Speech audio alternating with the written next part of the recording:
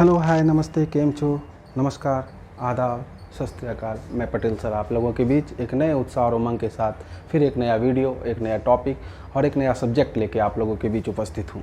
प्यारे छात्रों, अपने वादे के अनुसार हम फिर एक नए टॉपिक के साथ और एक नए सब्जेक्ट के साथ आज के दिन हम लेकर आए हुए हैं।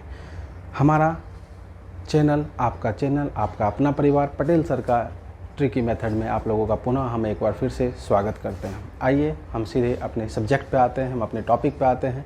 आज का हमारा सब्जेक्ट है पॉलिटी और जीके। आज हमने पॉलिटी को उठाया है। पॉलिटी होता क्या है और पॉलिटी में हम लोग किसका किसका अध्ययन करेंगे, पॉलिटी आखिर आया क्यों है, यह सब्जेक्ट पढ़ना हम लोगों को क्यों ज़रूरी है।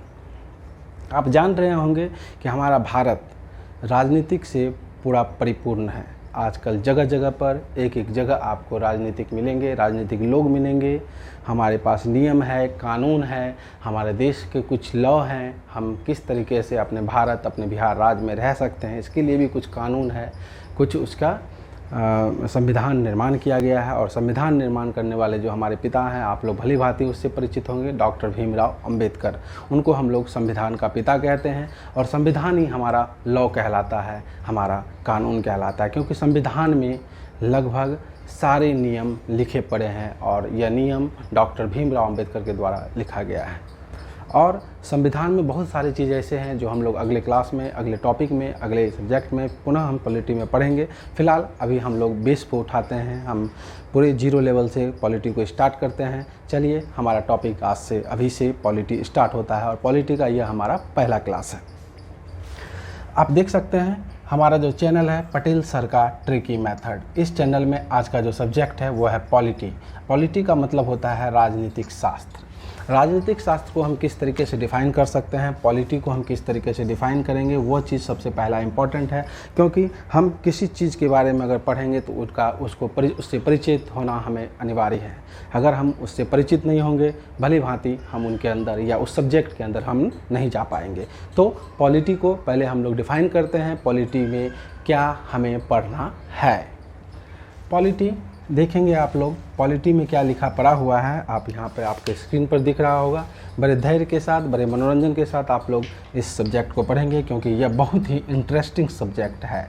जैसे जैसे आप लोग पढ़ते चलेंगे आपका मनोरंजन, आपका मन लगता चला जाएगा, क्योंकि पॉलिटी ही एकमात्र ऐसा सब्जेक्ट है जो हमें हमारा दायित्व को बताता है, जो हमें हमारा भारत में रहने का एक नियम, एक कानून को बनाता है। जब तक आप नियम कानून नहीं जानेंगे, कोई भी लोग आपको नज़रअंदाज करके जा सकता है। इसलिए हमें अपना अधिकार समझना होगा और ये अधिकार हम किस में समझेंगे, तो हम पॉलिटी में समझेंगे। पॉलिटी में हमारा क्या अधिकार है इस देश पर, इस राज्य पर, यह हम लोग भली भांति समझने की कोशिश करेंगे। तभी जाकर आप निडर भाई से कहीं भी किसी के सामने कुछ भी आप पूछ सकते हैं, मीनिंगफुल पूछ सकते हैं, ना कि वगैरह कुछ अजीब तरीके का पूछ सकते हैं।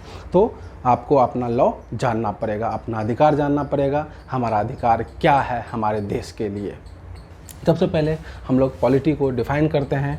पॉलिटी में हम एक सिंपल लैंग्वेज में, सरल भाषा में डिफ़ाइन किए हैं, ताकि आप लोग को समझने में, आप लोगों को इसको पॉलिटी के वर्ड को पकड़ने में किसी तरह का प्रॉब्लम ना हो। आइए हम लोग पॉलिटी को डिफ़ाइन करते हैं। A polity is a such type of an organized society। ध्यान देंगे, एक polity is such type of organised society which show a nation with its government and administration are called polity. हम एक बार फिर से पॉलिटी को पहले हम डिफाइन करते हैं, फिर इसको समझाएंगे। A polity is such type of an organised society. Polity एक प्रकार का ऐसा समाज है, वह किसी के द्वारा ऑर्गेनाइज्ड किया गया है, उसकी स्थापना की गई है। पॉलिटी की स्थापना की गई है एक समाज के द्वारा, जो कि हमें क्या दिखाता है, वी शो ए नेशन, हमारे राष्ट्र को, उसके साथ उसकी सरकार और उसके एडमिनिस्ट्रेशन को। एडमिनिस्ट्रेशन का मतलब होता है प्रशासनिक इकाई। हमें उस राष्ट्र का सरकार को दर्शाता है, सरकार किस तरीके से कार्य करती है, सरकार का क्या लॉ है हमारे लिए, क्या नियम है, और हमारे प्रशासनिक इकाई को दर्शाता है। यही पॉलिटी कहलाता है। फिर से हम पॉलिटी को इंग्लिश में डिफाइन करेंगे। A polity is such type of an organised society which show a nation with its government and administration are called polity. Polity एक प्रकार का ऐसा समाज है जो स्थापना किया गया है किसी के द्वारा, ऑर्गेनाइज्ड है, मतलब उसके संस्थापक हैं, उसको स्थापित किया गया है। किसको? उस समाज को, इस पॉलिटी के समाज को स्थापित किया गया है, जो कि हमें किसी राष्ट्र की सरकार के बारे में बताता है और उसके प्रशासनिक इकाई के बारे में बताता है। वही हमारा पॉलिटी कहलाता है। आइए हम हिंदी में आते हैं कि राजनीतिक शास्त्र होता क्या है। हिंदी में बहुत सरल भाषा में हम डिफाइन किए हैं, इसलिए हिंदी के छात्र कृपया ध्यान से सुनेंगे। राजनीतिक एक प्रकार का एक ऐसा समाज है जो दिखाता है हमारे राष्ट्र के साथ उसकी सरकार एवं प्रशासनिक इकाई को राजनीतिक शास्त्र कहलाता है।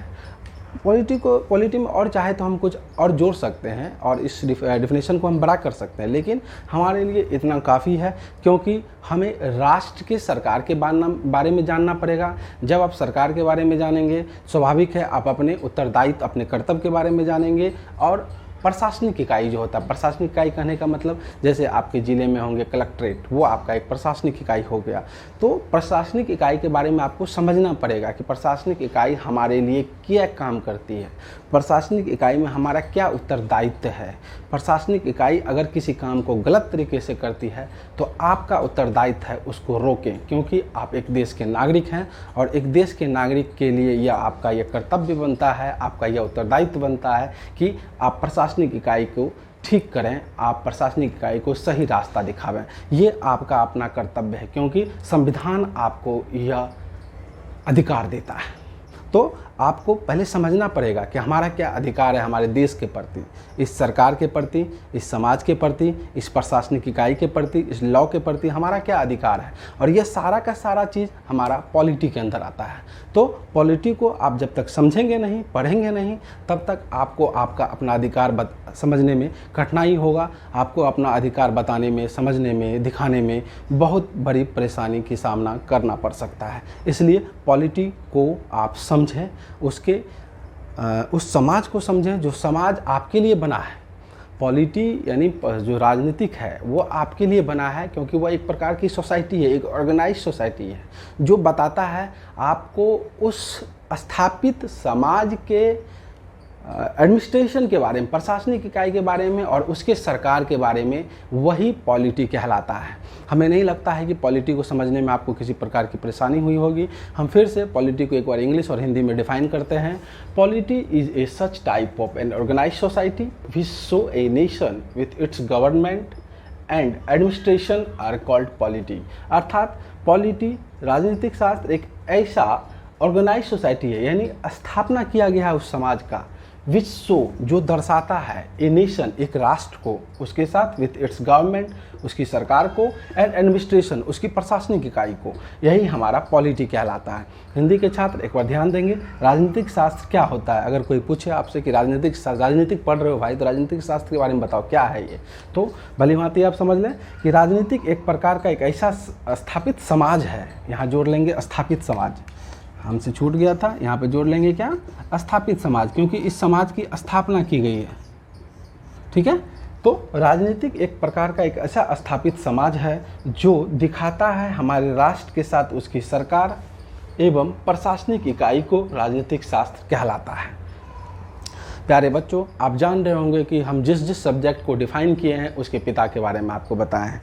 तो राजनीतिक शास्त्र में, राजनीति में बहुत लोगों का योगदान रहा है, तो हम लोग किसी एक व्यक्ति को उसका पिता नहीं मान सकते हैं। यानी फादर ऑफ पॉलिटी हम एक व्यक्ति को नहीं कह सकते हैं, क्योंकि उसमें बहुत ऐसे लोगों का हाथ है जो उसको बनाने में अपना योगदान दिए हैं। बट हम इस तरीके से समझ सकते हैं क्या, जो कि father of Indian modern polity, यानी आधुनिक भारत के पॉलिटी का पिता कौन है। हमारे भारत जो मॉडर्न भारत है, जो लॉ है मॉडर्न, उसके पिता हम किसको कह सकते हैं, इसके बारे में आपको समझना पड़ेगा। क्योंकि हम सीधे तौर पर फादर ऑफ पॉलिटी हम किसी एक को डिफाइन नहीं कर सकते हैं, एक को नहीं, एक का नाम हम नहीं बता सकते हैं, क्योंकि किसी एक का योगदान इसमें नहीं रहा है।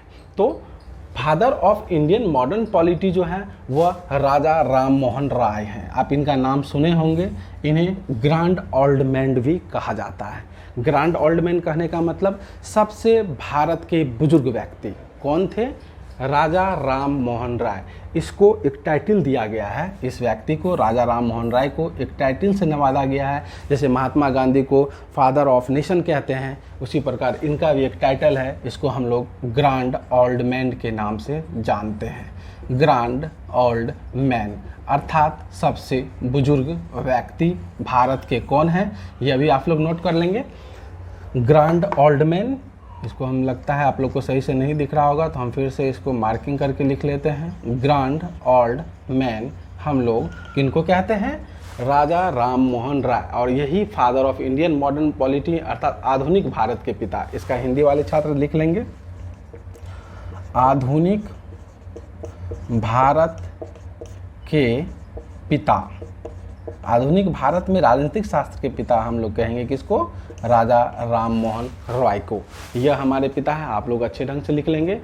Father of Indian modern polity अर्थात आधुनिक भारत के राजनीतिक शास्त्र के पिता, यहाँ जोड़ लेंगे राजनीतिक शास्त्र, राजनीतिक शास्त्र के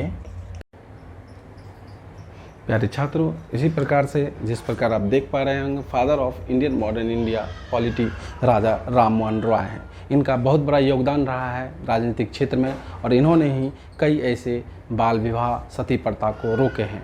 सती प्रथा आप भली भांति जान रहे होंगे क्या, जो कि सती प्रथा एक ऐसा प्रथा था उस समय क्या जो जबरन जो महिलाएं जिनका पति मर जाता था उनको जबरन आग में ढकेला जाता था। और कई ऐसे कानून ऐसे नियम को इन्होंने रोका, उनको हटाया और एक नया भारत का निर्माण किया। इसलिए हमारे भारत के मॉडर्न आधुनिक भारत के जो पिता कहलाते हैं राजनीतिक शास्त्र के, वह राजा राम मोहन रॉय हैं और इनको ग्रैंड ओल्ड मैन के नाम से भी जाना जाता है। ग्रैंड ओल्ड मैन अर्थात इसका अर्थ